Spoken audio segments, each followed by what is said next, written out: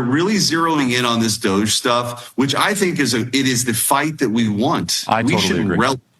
We should relish this. People have been clamoring to rein in government, this administrative state that's out of control. It needs to be dismantled. And now that permanent Washington really doesn't want people to know how this money gets spent. And USAID is at the top of the list of corrupt organizations that have spent money on DEI programs in Uganda and, sex change operations in South America. It's an insult to taxpayers. So this is really shaking up sort of business as usual in Washington. They like this stuff in the dark. It's all coming out in the open and under scrutiny, and that's a good thing. And they're mad about it. So they, like I said, they can kick and scream about it, but we're going to get this done.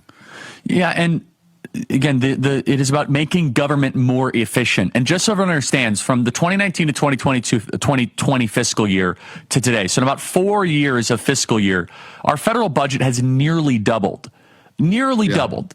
And I just hope everyone understands that there was almost a pre-COVID baseline, and the post-COVID baseline is so extraordinary. What is our federal budget? It's going to be about $6 trillion-ish, right? If you count this reconciled fiscal year, is that about right? $6 trillion-ish? Yeah.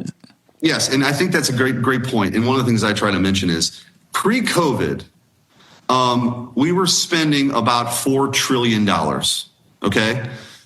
The budget this year will be Biden wanted to spend $7 trillion. Okay. Maybe it's going to be $6 trillion, right? So pre-COVID, 2019, President Trump's in office, $4 trillion. Our revenues now, Charlie, are $5 trillion. Like if we were just spending what we were spending a few years ago, we would have a surplus.